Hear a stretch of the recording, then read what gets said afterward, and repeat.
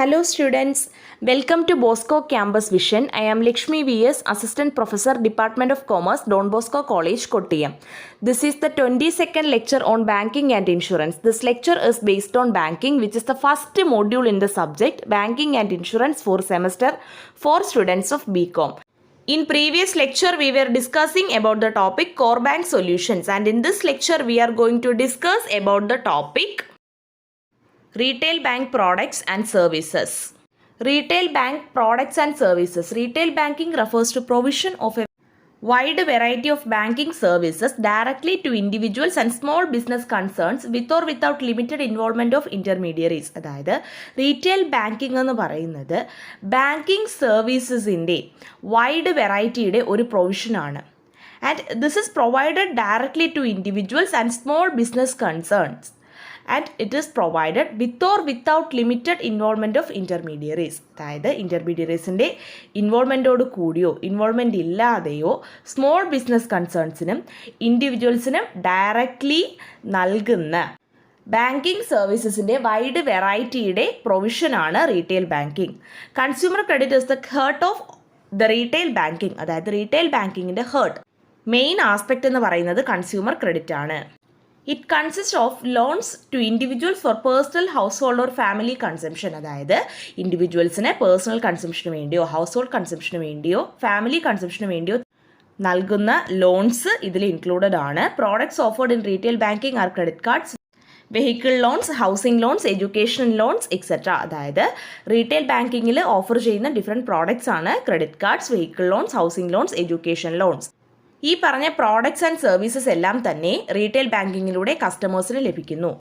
Retail banking products and services mainly include deposit products, loan products and payment services. അതായത് retail banking products and സർവീസസിൽ mainly include ചെയ്യുന്നത് എന്തൊക്കെയാണ്?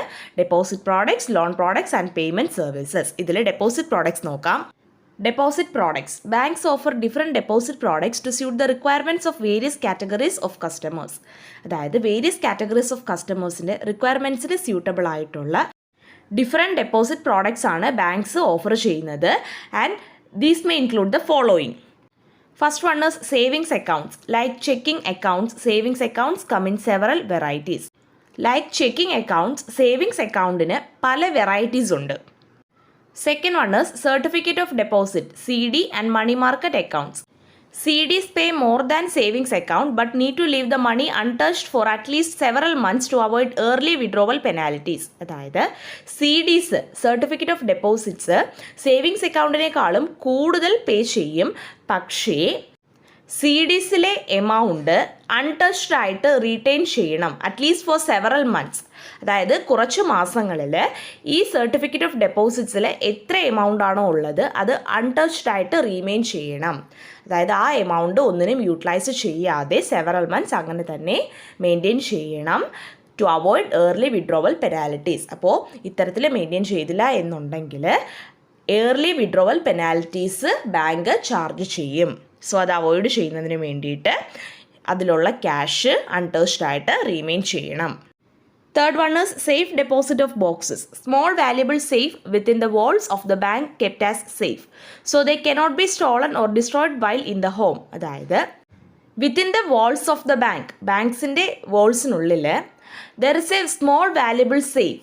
And ഈ ഒരു സേഫിൽ എല്ലാം തന്നെ നമുക്ക് സേഫായിട്ട് കീപ്പ് ചെയ്യുവാനായിട്ട് കഴിയുന്നു. സോ എന്തെങ്കിലും വാല്യുബിൾസ് ഉണ്ടെങ്കിൽ അത് സ്റ്റോളൻ ചെയ്യാനോ ഡിസ്ട്രോയ് ചെയ്യുവാനോ കഴിയില്ല വൈൽ ഇൻ ദ ഹോം. അതായത് ഈ പറഞ്ഞ വാല്യുബിൾസ് നമ്മളുടെ വീട്ടിലുണ്ടായിരിക്കുമ്പോൾ അത് സ്റ്റോളൻ ചെയ്യുമോ അല്ലെങ്കിൽ ഡിസ്ട്രോയ് ചെയ്തു പോകുമോ എന്നുള്ളൊരു ഫിയർ നമുക്കുണ്ടായിരിക്കും. But in case of safe deposit of boxes these are kept as safe.